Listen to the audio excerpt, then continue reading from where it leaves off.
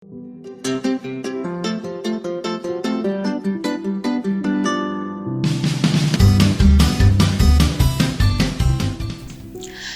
વિદ્યાર્થી મિત્રો, ચેપ્ટર 13 સમપ્રમાણ અને વ્યસ્ત પ્રમાણ.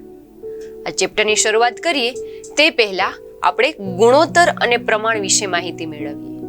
તો આ બંને શબ્દથી તમે બધા પરિચિત છો. 7મા ધોરણમાં ગુણોત્તર અને પ્રમાણનું ચેપ્ટર આવી ગયેલું છે, જેમાં સૌપ્રથમ ગુણોત્તર વિશે વાત કરીએ. ગુણોત્તરની વ્યાખ્યા થાય કે એક સંખ્યા બીજી સંખ્યા કરતાં કેટલી ગણી છે અથવા તો કેટલામાં ભાગની છે તે દર્શાવતી સરખામણીને ગુણોત્તર કહેવાય છે.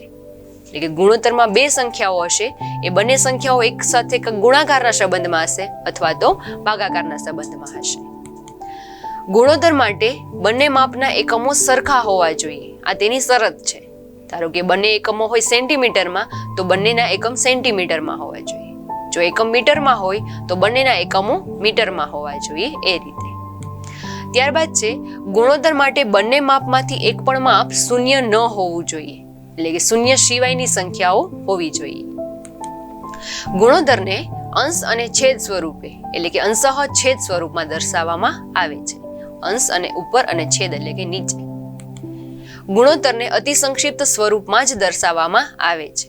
અતિ સંક્ષિપ્ત સ્વરૂપ એટલે એવું સ્વરૂપ કે જ્યાં સુધી તેના છેદ ઉડતા હોય ત્યાં સુધી ઉડાડવાના અને લાસ્ટમાં જે સંખ્યા આવે તેને અંશ અને છેદ સ્વરૂપમાં મૂકવામાં આવે છે.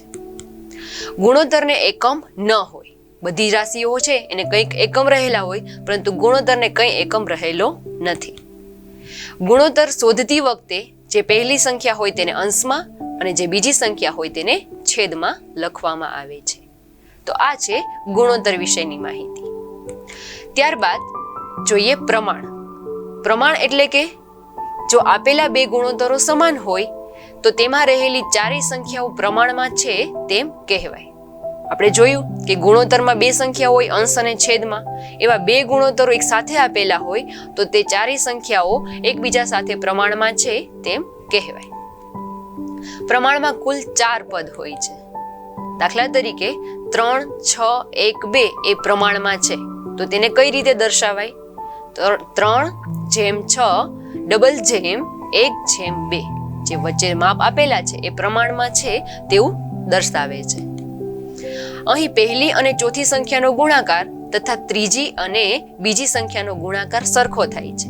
એટલે કે 3 અને 1 નો ગુણાકાર અને 6 અને 2 નો ગુણાકાર સરખો થાય છે. જો 3 ગુણ્યા 2 બરાબર 6 અને 6 ગુણ્યા 1 બરાબર 6, એટલે કે આ સંખ્યાઓ છે તે પ્રમાણમાં છે તેમ કહેવાય.